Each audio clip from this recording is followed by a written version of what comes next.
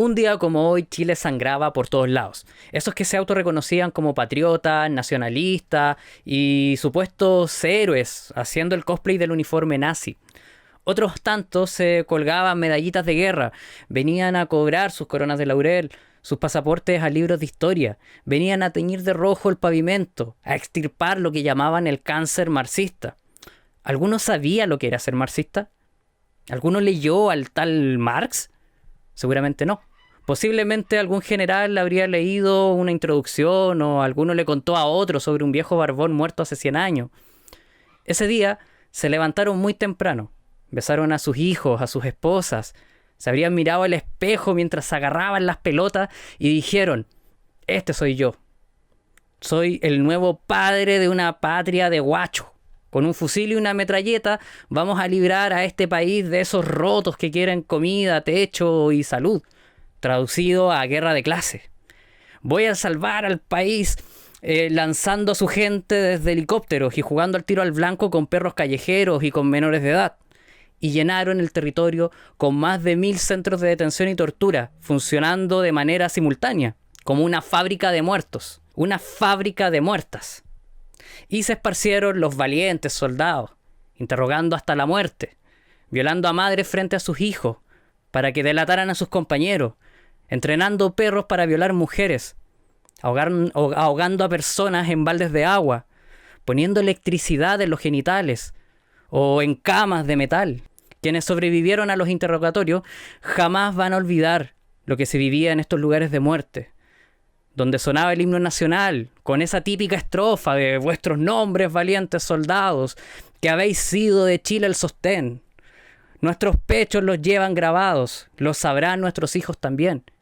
Y claro que nuestros hijos e hijas tendrán que saber lo que aquellos valientes soldados hicieron a este país. Y sabrán también lo que hicieron en otros países, en tiempos más recientes.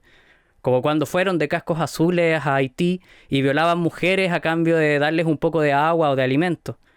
Y que sepa el mundo que aquellos soldados que mataron y violaron gente peruana en la ocupación de Lima durante la Guerra del Pacífico, aquellos soldados que mataron mapuche, quemaron sus rucas en Gualmapu para quitarle sus tierras, aquellos marinos que abrieron fuego contra su pueblo que ardía de miseria en la pampa salitrera, aquellos que persiguieron, torturaron y mataron en la dictadura, aquellos pobres y entumidos abuelitos que hoy se cagan en los pantalones en Punta Peuco, no son más que el rostro podrido de un patriotismo fascista, extirpado tan pronto el pueblo tome conciencia de que ningún Estado, ni dictatorial, ni socialdemócrata, ni liberal, ni democrático, ni republicano, nos dará la libertad que buscamos. Pues esta libertad no nos la va a dar ninguna autoridad. Será obtenido por nuestra propia emancipación, como luchadores sociales, como feministas en resistencia, como primeras naciones de Ayala, como disidencias, como trabajadoras y trabajadores, como iconoclastas, como estudiantes, como artistas callejeros, como oprimidas. Y ese cuchillo de 1973 aún duele, y cada 11 de septiembre se recuerda, cuando mientras los tanques y los aviones recorrían las ciudades y campos, mientras las poblaciones más marginadas eran allanadas y niñas y niños veían cómo sus padres y madres eran ejecutadas boca abajo en el cemento, algunos otros descorchaban sus espumantes al son del himno nacional, levantando una bandera que no representa más que miseria y vergüenza, y celebraban el triunfo de los ricos sobre los pobres, el triunfo de la derecha más podrida contra una resistencia desarmada. Conocer el paradero de los cuerpos de aquellos y aquellas quienes desaparecieron sigue siendo el canto reiterativo de aquellas familias que nunca más pudieron ver a sus hijos e hijas, esposos, hermanas. Sabemos quiénes son los responsables, y muy pocos de ellos descansan en un hotel de lujo al que se atreven a llamar cárcel. Pero es una cárcel especial, con una atención particular. Otros aún deambulan entre nosotras. Algunas se refugian en las iglesias, otros bajo la misma tónica del fascismo, y hasta han logrado cargos públicos, bien siendo alcaldes de comunas o profesores de universidades. Otros son más osados y hasta han optado a cargos públicos de mayor relevancia. Pero sigue habiendo un comportamiento que los une de forma transversal: el silencio. La complicidad entre ellos para impedir que se determine la ubicación de tantas y tantos compañeros, desaparecidos por la dictadura, que un día como hoy comenzó. El aparataje judicial, institucional, se ha conformado con el silencio de los genocidas, dejando la búsqueda sobre los hombros de los familiares de las víctimas. Pero sí que vamos a seguir escuchando en los medios de comunicación cómo nos hablan de reconciliación, de perdonar y de dejar atrás el pasado, de olvidar y superar, especialmente cuando se trata de apuntar a los responsables intelectuales y materiales de estas matanzas. Y entonces cuando me propongo a decir algunas palabras sobre el 11 de septiembre, pienso en sueños fracturados. Yo no creo en el Estado, por muy popular que se vista. Yo no creo que la emancipación venga desde las autoridades, por amables que se pinten, pero sí creo en los deseos y sueños de tanta gente humilde que he conocido, quienes comparten lo poco y nada que tienen, quienes decoran sus muebles con los juguetes viejos de sus nietos, quienes tienen el refrigerador con sticker y se comen una marraqueta tostada para tomar la once junto a la familia. Y se cuentan sus penas del trabajo y sus pequeños triunfos tras lograr evadir la micro y ahorrarse un par de monedas para llegar a la casa con una bolsa con sopaipilla. Pienso en sueños cooptados por la muerte y el miedo durante esos 17 años, en donde incluso hablar de gustos musicales podría ser peligroso, porque si te gustaba Víctor Jara o la Violeta Parra, sí que podría ser denunciado por comunista.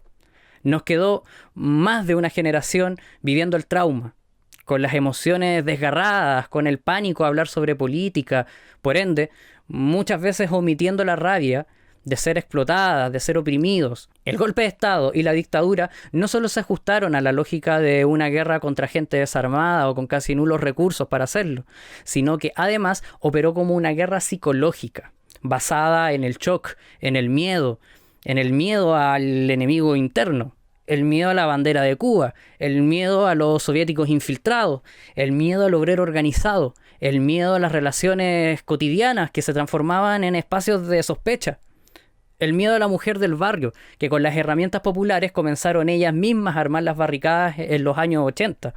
Las ollas comunes y las barricadas eran la escena recurrente de los barrios que comenzaron una resistencia obligada frente a la tiranía de los verdugos. Frente al miedo hubo una resistencia. Y es que es la historia de Chile. La historia de Abya Yala está marcada bajo estos tintes. La tiranía, el miedo y la resistencia y la rabia. Hasta hoy, muchos y muchas justifican esas matanzas en nombre del supuesto orden, en nombre del capital y el orden conservador y burgués, en nombre de la patria con olor a pólvora y sangre. Y nos dijeron en el colegio que el rojo de la bandera era por los militares caídos por amor al país. Pero esa sangre, queridas, queridos y querides, esa sangre es de mis hermanas y mis hermanos mapuche. Cahuéscar, Xelnam, Changos, Diaguitas, Yaganes, Yamanas, Aymara. Es sangre, es del minero que quiso un poco de seguridad en su trabajo. Es de las compañeras asesinadas en manos de sus opresores. Es de las y los guerreros por la tierra y la naturaleza.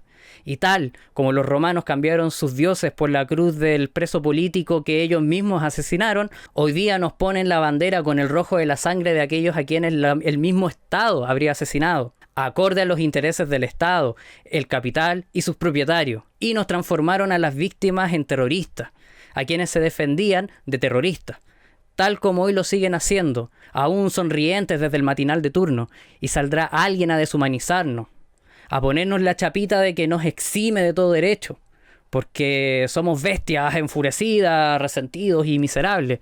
Y ahora mismo, llenos de globos y serpentinas traídos por la democracia para disfrazar la tiranía, preparan el camino a nuevos amos y señores de fondos y empresas que se van a disputar la cuchilla para degollar al pueblo que se atreva a luchar contra los intereses de sus patrocinadores, quienes les ayudaron a llegar a cargos autoritarios. Se pinta en el neoliberalismo como el festín de colores en donde puedes elegir entre las múltiples necesidades que nos inventan para fomentar el consumo. Alimento de la bestia comercial. Nos abrirán las grandes alamedas por donde transita el consumidor y el cliente con la libertad de su tarjeta de crédito pueda pagar. Y alcanzará los grandes pasillos del mall, en donde encontrará al fin las cadenas favoritas, del color que más te guste, aunque siguen siendo cadenas. Mientras nos dicen que podemos elegir al opresor y al verdugo que pondrá las cabezas de tus hermanos y de tu hermana en una pica con el cartel de terrorista, de subversivo, y nos dirán que eso es el progreso. ¿Y la reconciliación de la que nos hablaban en los 90? En la misma dictadura se dictó una ley de amnistía que consideraba que había que fortalecer los vínculos que unen a la nación chilena y dejar atrás las odiosidades y los resentimientos y reunificar a los chilenos. Así que fácil.